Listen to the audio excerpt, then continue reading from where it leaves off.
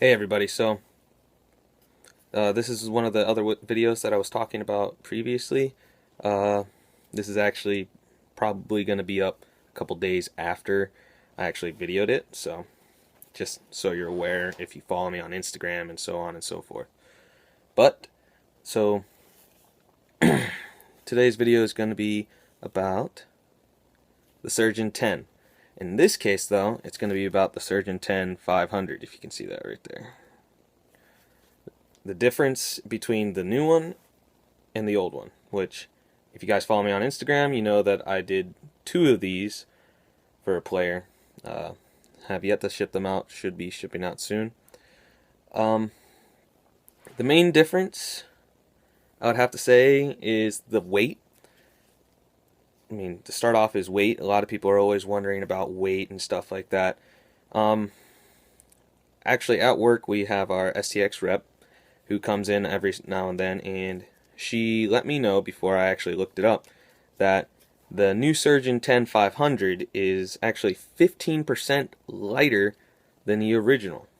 So, I mean, if you look at the aesthetics and whatnot, you can actually see it here how the front of the sidewall is kind of a little bit more blocky on the new 500. But the thing is, just because it looks a little bit more bulky, it's still noticeably lighter if you're holding both unstrung in your hands, which I have.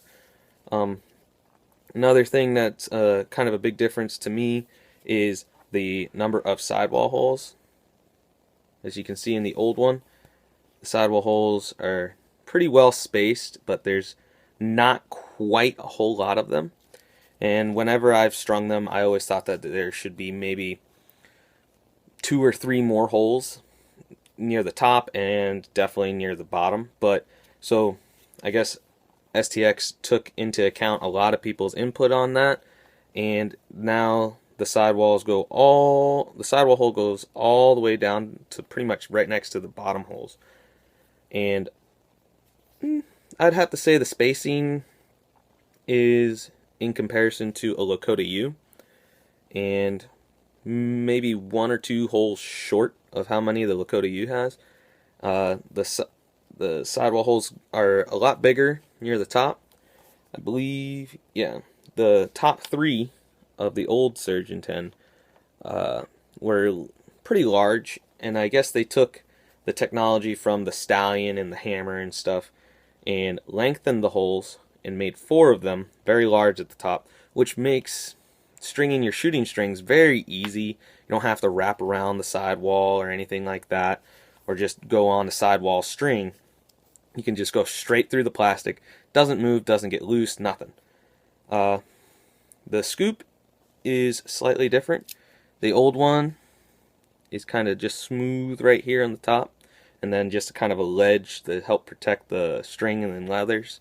And then in comparison to the new one, there's actually kind of an indenture going around the entire scoop, kind of like just that a little bit of extra cutaway that kind of makes it a little bit more pointed.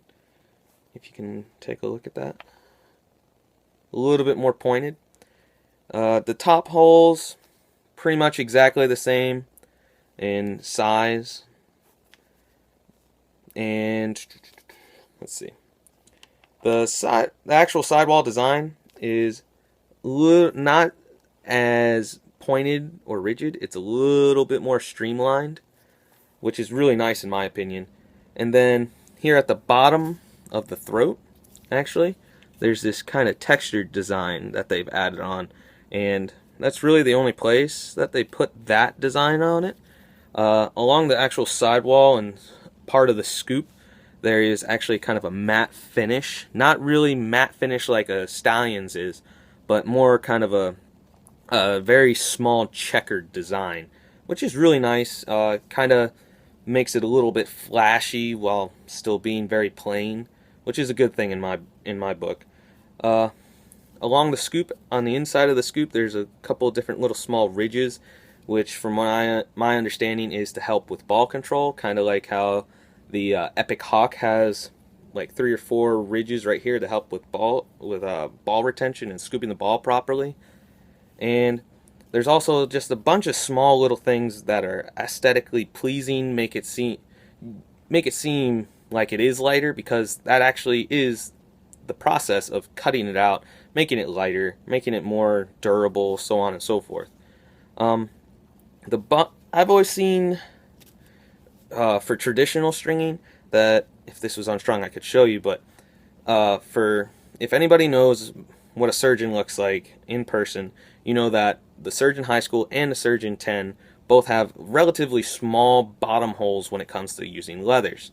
And sometimes if you're one of those people that likes the free-floating bottom string for your leathers, the teardrop bottom string for leathers, then you know that usually is what's done with a surgeon.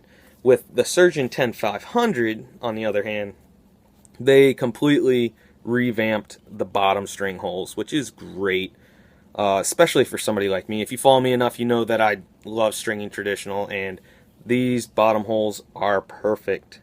Look at this. It enters in there nice and easy. I just adjust the leather.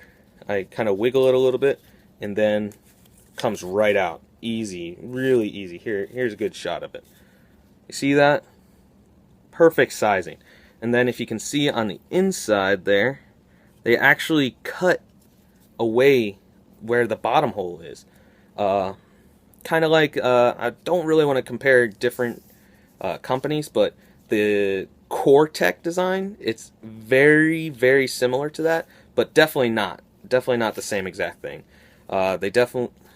They really cut out down in there. You can kind of see where there's a little bit of a ridge right there, right in the middle there. That's supposed to be keeping it strong so it doesn't bend and so forth.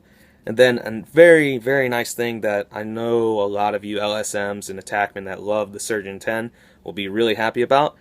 They added 2 holes. They added that extra hole to make it so that it reduces ball rattle and everything like that. All around, it is such a nice improvement from the Surgeon 10, which, in its own right, is an amazing head.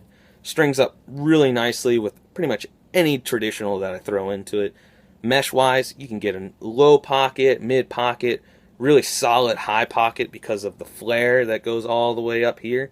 If I was playing college ball and I didn't already have like NOSes and everything like that, I would probably use the Surgeon 10 just off of recommendation and what I've seen.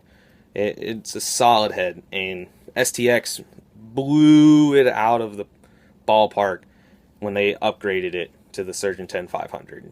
Oh, and I don't know if you can really see it.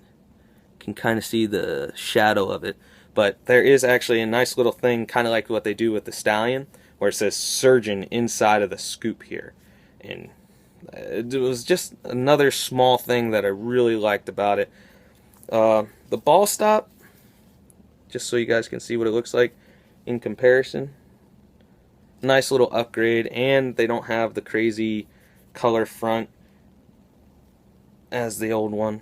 And sometimes I've seen some surgeons that actually have green there. I don't know if that was a special edition or something, but I've seen a couple like that, but to each his own.